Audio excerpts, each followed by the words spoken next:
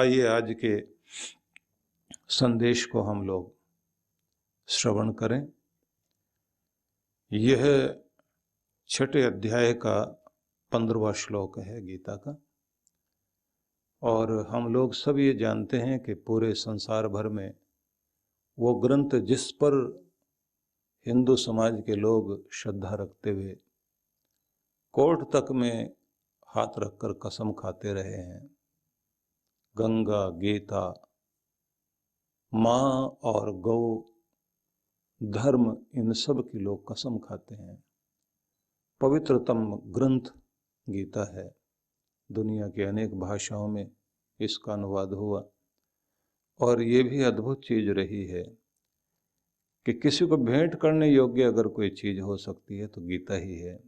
इसलिए हमारे देश के प्रधानमंत्री ने, चाहे जापान के राष्ट्रपति वहाँ के प्रधानमंत्री रहे हों या अमेरिका के राष्ट्रपति,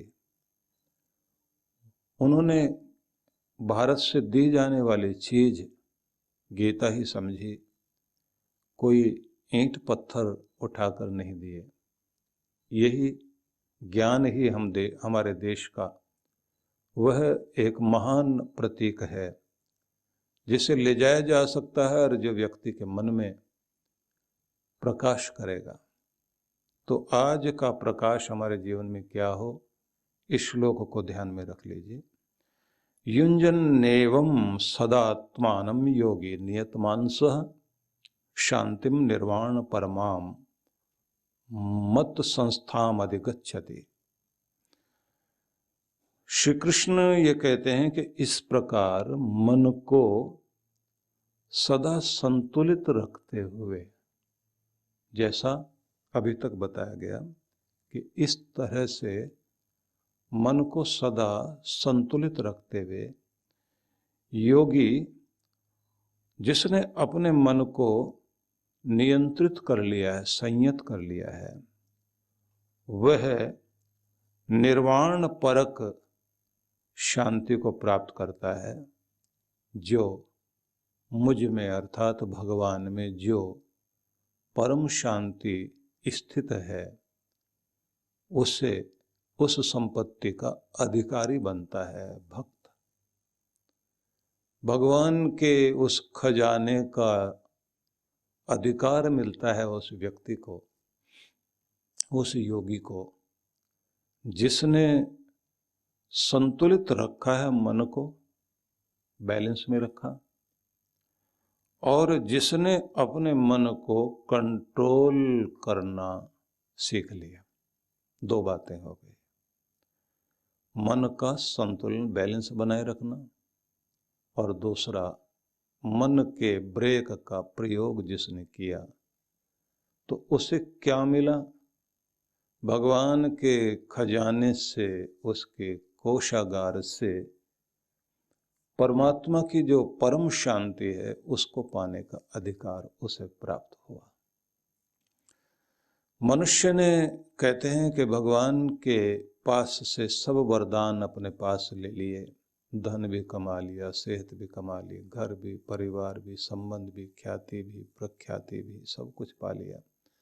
बस एक चीज आदमी छोड़ के आ गया भगवान के पास, लगा कि इसकी तो कोई जरूरत है ही नहीं। और भगवती ने फिर भगवान से कहा कि लोग अब आपके पास आएंगे क्योंकि सब कुछ तो वो उठा के ले गए।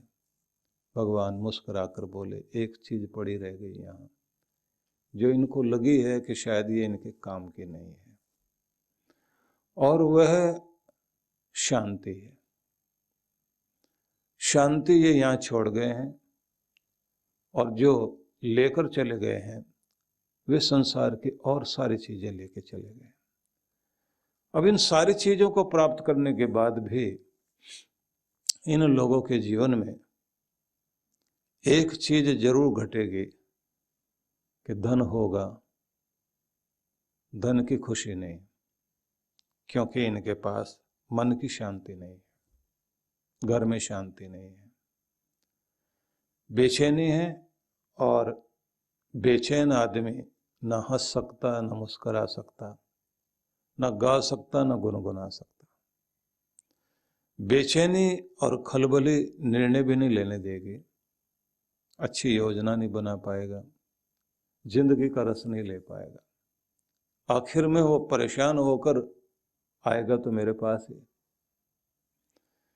इसलिए आदमी पूरी दुनिया भर में खोजता फिरता है, मंदिरों में, तीर्थ स्थलों में, ध्यान के स्थानों में, प्रकृति के किसी स्थान में, घर से बाहर कहीं भी शांति अगर घर में खराब हो गई है तो नियम है आदमी का, आदमी घर में नहीं ढूंढता, बाहर ढूंढता है।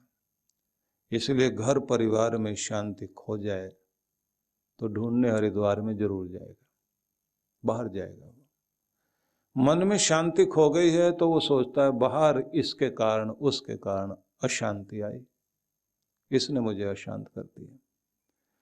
दुनिया तो करेगी, दुनिया का तो काम है। आप अपना संतुलन खो बैठे तो शांति गई। तो इसलिए श्री कृष्ण कहते हैं कि जिसने संतुलन खो दिया और जिसने नियंत्रण भी नहीं लगाया अपने ऊपर, खुद को कंट्रोल भी नहीं किया, संतुलन लोगों ने बिगाड़ दिया, तो कंट्रोल करने की चाबी आपके पास थी, आप अपनी चाबी भी इस्तेमाल नहीं कर पाए। मतलब आप गाड़ी चलाते जा रहे थे, एक पहाड़ी रास्ता है, आगे एक मोड़ है और वहां से एक कोई आदमी गाड़ी चलाता हुआ बिना हॉर्न बजाए एकाएक सामने आ गया, तो संतुलन तो बिगाड़ दिया उसने आपका। अब अगर आपके पास ब्रेक इस्तेमाल आपने नहीं किया और अपनी स्पीड को नहीं संभाला तो दुर्घटना तो घटेगी। तो उस समय क्या किया जाता है, क्योंकि कोई भी अचानक जो दिखाई नहीं दे रहा था उस मोड़ पर, वो अचानक आ गया, अचानक आ गया, बिना हॉर्न दिए, बिना आपको सोचना दिए, बिना आपको जानकारी दिए, एकाएक सामने आ गया और बड़ी स्पीड से आया। मुसीबत कभी भी आसानी से धीरे धीरे चल के तो नहीं आती, दुख कभी भी अचानक ही आएगा आपके सामने, वो धीरे धीरे बता के पहले से नहीं आता कि मैं आ रहा हूं तो संभाल के रखना, ध्यान रखना, तैयारी कर लेना। वो तो अचानक आएगा, और जब अचानक आएगा तो ये बात ध्यान रख लीजिए, आपको चौंका देगा। तो उस समय आपका बैलेंस तो बिगड़ेगा ही, और जब बैलेंस बिगड़ता है तो उस समय आप क्या करेंगे, अपने ब्रेक का इस्तेमाल करते हैं। अपना संतुलन साधने की कोशिश तब करोगे आप जब पहले ब्रेक लगाओगे।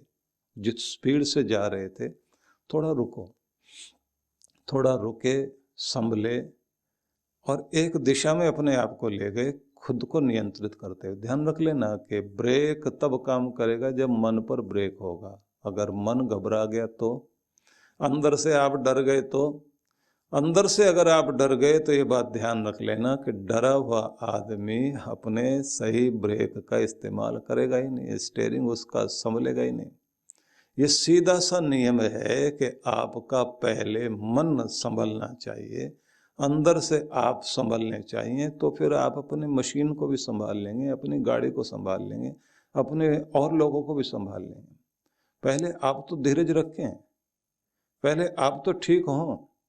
बीमारियां भी तो तभी अटैक करेंगी ना आपके ऊपर जब आप अंदर से कमजोर होने लग जाते हैं, अपनी चिंताएं, अपना दुख, अपनी परेशानियां बढ़ा लेते हैं। जैसे आप ये सोचने लग जाते हैं कि अब मेरे ऊपर कृपा हुई है, भगवान की प्रार्थना मैंने की है, तो अब बात बनेगी, अब सब चीजें ठीक होंगी, तब आपका सब कुछ ठीक होना शुरू होता है। इसलिए ये निवेदन है सभी से कि श्री कृष्ण जब कोई शब्द कहते हैं तो ये भगवान की वाणी है ना। कोई आम आदमी आपको कुछ कहे वो बात अलग है, कोई अलग तरह की किताब, किसी की मोटिवेशनल बुक आप पढ़ रहे हो तो वो बात अलग है। ये उपनिषदों का सार लेकर भगवान श्री कृष्ण ने सुपाच्य बनाकर आप सब के लिए और फिर अपनी तरफ से कृपा पूर्वक जब अर्जुन को दिया तो अर्जुन आपको बना दिया गया। आपके कृष्ण आपके सामने, आपके हृदय में भगवान जो है हर दिन प्रेरणा देते हैं। तो क्या कह रहे हैं वो कि अचानक कोई भी चीज घटेगी आपके सामने और आपको घट कर के आपको पता भी नहीं लगेगा कब कौन आपका बैलेंस बिगाड़ रहा है। सिर्फ बैलेंस आपका ऐसे ही नहीं बिगड़ जाता है कि आप अपने घर के अंदर जो राशि देकर आए थे कि इससे घर चलेगा, और घर के लोगों ने उसको खर्च कर दिया,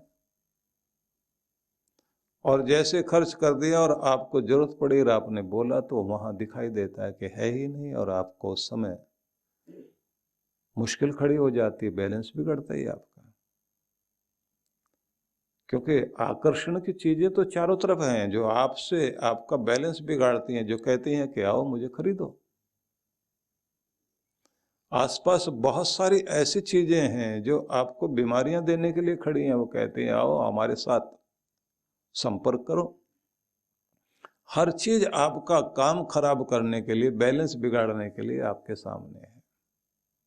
जब बैलेंस बिगड़ रहा होता है तो उस समय एक चीज काम आती है, अगर आपकी प्रैक्टिस आपने की हुई है ब्रेक लगाने की, तो ब्रेक आपके काम आ जाएगा। इसलिए कमांडो ट्रेनिंग देते समय उन लोगों को इतना ट्रेंड कर दिया जाता है कि अचानक उनके ऊपर कहीं से भी हमला होता है, कहीं से भी अटैक किया जाता है, वो तुरंत अपना मोर्चा संभाल लेते हैं। आम आदमी के ऊपर जब कोई दुख आता है, परेशानी आती है, घबरा जाता है, तो ज्यादातर तो लोगों की एक आदत होती है, लोग जो है ना, या तो वो फाइट एंड फ्लाइट, यही दो चीजें होती ना, कि या तो आदमी लड़े या भागे। तो ज्यादातर लोगों की आदत होती है लड़ते नहीं है, भागने लग जाते, फाइट नहीं करते।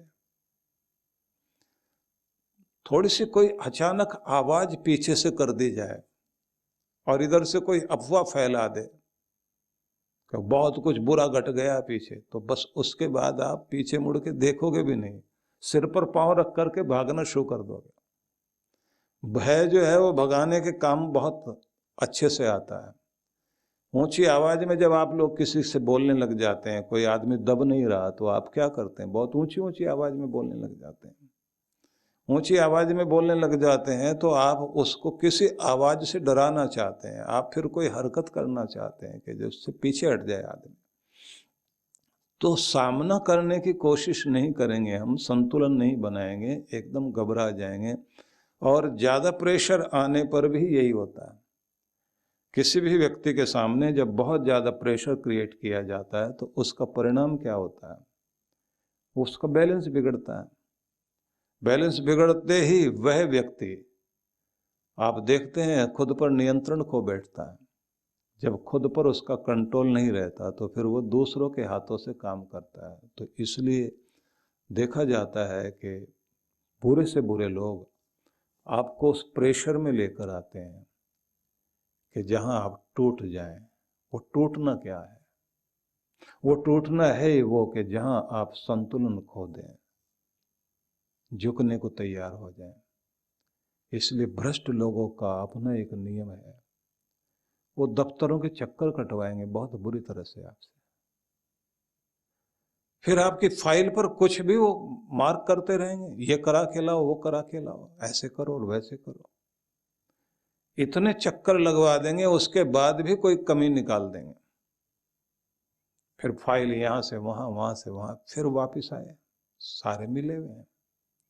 घुमा घुमा कर आपको, जब तक जूते न घिस जाएं और जब तक आप टूट न जाएं, जब तक आप उस जगह न पहुंच जाएं कि बाहर निकलते समय आपके आंख में आंसू हो लेकिन रो ना पाए, और सामने आके चपरासी आपसे दया की नजरों से देखे, देखो बेचारा, और वो जब बोलता है साहब कितने चक्कर लगाओगे, कुछ दे दिला करके काम कर लो ना अपना, तो कितना लेगा, तो आदमी के पास देने लायक भी उतना नहीं है। इतना कुछ कहां से वो पत्नी के जेवर गिरवी रखे, घर की चीज बेचे, तब जाके उस भ्रष्ट आदमी के सामने रखा जाए, और उसके बाद में सारी चीजें ठीक हो जाती है। उसने वो इतना प्रेशर क्रिएट कर दिया, और वो हंसते हैं आपस में बैठ के कि अभी तवा पूरी तरह गर्म नहीं हुआ, अभी आदमी टूटा नहीं है, अभी इसके जूते और घिसने चाहिए, अभी उसके 5 चक्कर और होने चाहिए। जब वो ठीक जगह आ जाए तब सौदा किया जाएगा कितने में काम होना है। आप सोचिए कि भ्रष्टाचार के सहारे ही आतंक भी देश में प्रवेश करता है। भ्रष्टाचार के सहारे क्या क्या चीजें चली जाती हैं, लेकिन हमारा वो विषय नहीं है। मैं आपको सिर्फ ये कहना चाहता हूँ कि प्रेशर क्रिएट करके आपका संतुलन बिगाड़ने वाले लोग किस तरह से आपको दबाव में लाते हैं और आपका संतुलन बिगड़ता है, और फिर नियंत्रण खुद पर नहीं रख पाते, फिर वो जैसे झुकाते हैं वैसे आप झुकते हैं, फिर परिस्थितियां आपको चलाती हैं। और फिर हम लोगों की एक आदत पड़ गई है कि हम लोग हर बात में ये कहते हैं भाग्य ही ऐसा है। आपके अगर हाथों की लकीरों में भाग्य है और इसे पाना भी चाहते हैं तो ये ऐसे नहीं मिलता। इसके आगे जो उंगलियां हैं ये कहती हैं कि कर्म कर, तभी जो किस्मत में लिखा वो हाथ में आएगा, तभी उसको पकड़ पाओगे। अगर आप ये उंगलियां नहीं हिलाओगे, और एक बात ध्यान रख लेना कि भाग्य या भविष्य आपको साफ स्पष्ट नहीं दिखाई देता। जितना चलते जाओगे थोड़ा थोड़ा रास्ता मिलता जाएगा। ये तो बिल्कुल अंधेरी रात में जंगल में चलने जैसा है, हाथ में एक टॉर्च लेकर के। उतना ही दिखाई देता रहेगा आपको। 4 कदम आप चले, 10 कदम चले, वहां तक की लाइट पड़ी तो, लेकिन एक एक कदम के बाद ये ध्यान रख लेना कि अगर आपको 30 फुट दूरी का दिखाई दे रहा है तो हर कदम के साथ वो 30 फुट आगे का दिखाई देता रहेगा। लेकिन अगर आप ये सोचते हैं कि आपको 5 किलोमीटर का दिखाई दे जाए, वो नहीं दिखाई देगा। चलोगे तो आगे बढ़ोगे, दिखाई देता रहेगा, नहीं चलोगे तो कुछ नहीं दिखाई देगा। इसलिए अगर आप अपने आप को कुछ पाना चाहते हैं, भाग्य को भी आप बढ़ाना चाहते हैं, तो कर्म का हमारे भाग्य से सीधा संबंध है, ये ध्यान रख लीजिए। सद्गुरु श्री सुधांशु जी महाराज द्वारा मानव सेवा को समर्पित संस्था विश्व जागृति मिशन वर्ष 1991 से धर्म, समाज एवं मानवता की सेवा में संलग्न है। यह संस्था 90 मंडलों, सेवा केंद्रों के माध्यम से न केवल भारत अपितु देश के बाहर अनेक देशों में सेवा के कार्य कर रही है। दिल्ली में करुणा सिंधु धर्मार्थ अस्पताल एवं फरीदाबाद के आरोग्य धाम अस्पताल में लाखों जरूरतमंद रोगियों का उपचार व ऑपरेशन किया गया है। अनाथ गरीब बच्चों के लिए सूरत में अनाथाश्रम, दिल्ली एवं कानपुर में गुरुकुल, फरीदाबाद में ज्ञानदीप विद्यालय, झारखंड के रुक्का खूंटी गांव में आदिवासी बच्चों के लिए 2 पब्लिक स्कूल समेत दिल्ली में उपदेशक महाविद्यालय भी बनाया गया है। इन शैक्षणिक संस्थाओं में लगभग 2500 बच्चों को शिक्षित व संस्कारित किया जाता है। दिल्ली के आनंदधाम आश्रम में जहां वृद्धाश्रम एवं वानप्रस्थ संचालित हैं, वहीं आश्रम की कामधेनु गौशाला में 125 गौओं की सेवा की जाती है। कामधेनु गौशाला की तरह ही देश के प्रमुख नगरों में 7 अन्य गौशालाएं भी संचालित हैं। साथ ही पूजा पाठ, यज्ञ अनुष्ठान से लोगों में धार्मिक भावना जागृत की जाती है। गरीब जरूरतमंद महिलाओं को सक्षम बनाने के लिए जहां कई तरह के प्रशिक्षण दिए जाते हैं, वहीं गरीब कन्याओं के विवाह में सहयोग भी किया जाता है। प्राकृतिक आपदा जैसे कि बाढ़, भूकंप, तूफान आदि में जहां मिशन द्वारा प्रधानमंत्री राहत कोष में सहयोग किया जाता है, वहीं जैसे वर्तमान में चल रही महामारी कोरोना संकट काल में जरूरतमंदों को भोजन, राशन किट व सांसों के संकट से जूझ रहे जरूरतमंद मरीजों को देश विदेश से मंगाकर ऑक्सीजन कंसंट्रेटर बांटे गए। मानव सेवा को ईश्वर भक्ति मानते हुए सेवा परमो धर्म के भाव से विश्व जागृति मिशन के सेवा कार्य निरंतर जारी हैं। आइए मिशन के सेवा पथ पर बढ़ते कदमों में कदम से कदम मिलाकर चलें और मानवता की सेवा में दान सहयोग कर पुण्य के भागीदार बने।